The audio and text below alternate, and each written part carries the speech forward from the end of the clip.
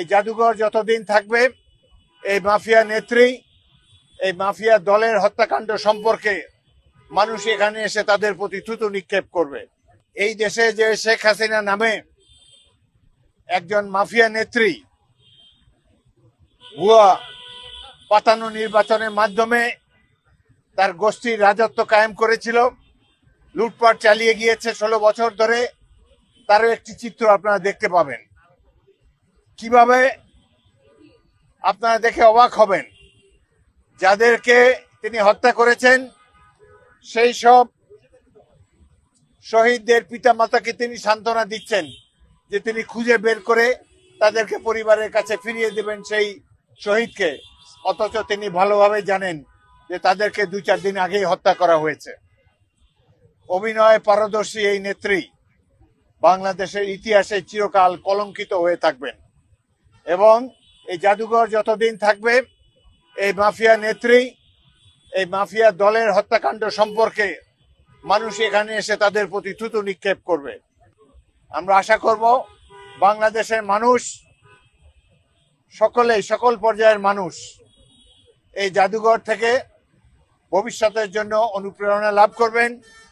গণতন্ত্রকে বাংলাদেশের মাটিতে চিরস্থায়ীভাবে বজায় রাখার জন্য প্রতিটি নাগরিকের একটি কর্তব্য রয়েছে। সেই কর্তব্য পালনে আমরা সবাই যেন আগামী দিনে এগিয়ে আসতে পারি, এই কামনা করে বিদায় নিচ্ছি। দেখে অত্যন্ত অভিভূত হয়েছে। এখানে বিধৃত হয়েছে বাঙালির দীর্ঘদিনের সংগ্রামের মহৎ ইতিহাস,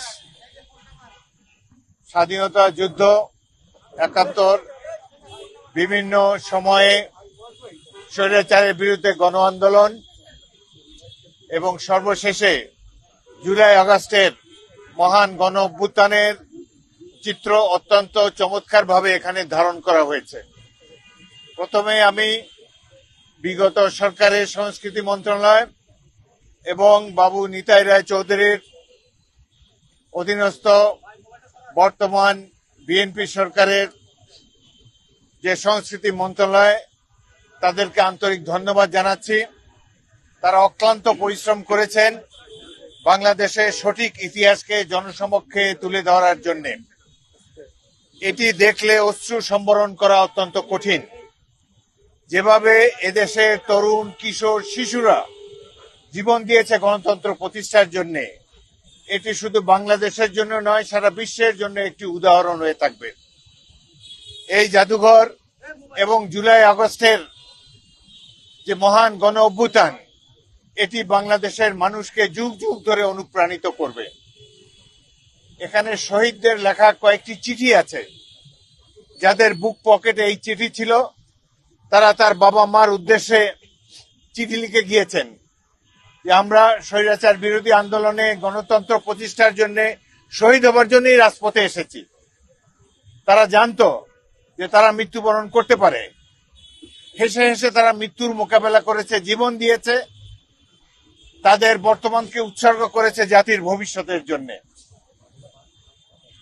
তাদের ব্যবহৃত জিনিসপত্র, তাদের লেখা চিঠি সমূহ এবং তৎকালীন রেয়ার যে ছবিগুলো, ফটোগ্রাফগুলো, সেগুলো এখানে সন্নিহিত রয়েছে। তাদের শহীদদের ব্যবহার্য জিনিসপত্র রয়েছে, তাদের বাবা মার প্রতিকৃতি রয়েছে। শহীদ মিনারে যে বিশাল গণসমাবেশ হয়েছে এবং এই গণভবন উপলক্ষে ছুটে আসা লক্ষ কোটি মানুষের যে রাজপথের চিত্র, সেটিও অত্যন্ত মুনশিয়ানার সাথে ধারণ করা হয়েছে। এর উদ্যোক্তাদেরকে আমরা আন্তরিক ধন্যবাদ জানাই। মাফিয়া শেখ হাসিনা তার খুনিদেরকে যে সরাসরি নির্দেশ দিয়েছেন হত্যা করার জন্য, সেই কল রেকর্ডও অবিকৃতভাবে এখানে সংরক্ষিত আছে। বাংলাদেশের মানুষ এইসব দেখে চমৎকৃত হবেন, দুঃখবোধে আক্রান্ত হবেন, আবার সাথে সাথে অনুপ্রাণিত হবেন ভবিষ্যতের লড়াইয়ের জন্য। এই জাদুঘর প্রমাণ করবে যে বাংলাদেশের মানুষ কোনো স্বৈরাচারকে সহ্য করে না এবং বাংলাদেশের মানুষ গণতন্ত্রের জন্য হাসি মুখে জীবন দিতে পারে। সেই উদাহরণে এখানে জাদুঘরের প্রত্যেকটি কক্ষে এই দেশের জনসাধারণ দেখতে পাবেন। এখনো কিছু কাজ বাকি রয়েছে, যেটা সংস্কৃতি মন্ত্রণালয় নিতাই রায় চৌধুরীর নেতৃত্বে অক্লান্ত পরিশ্রম করে যাচ্ছেন, যাতে করে এই দেশের মানুষ সেই ইতিহাসের একটি বাস্তব চিত্র তারা দেখতে পায়। এই করবে তিনি অন্য ধরনের একজন অনুপ্রাণিত মানুষ হিসাবে বের হয়ে আসবেন।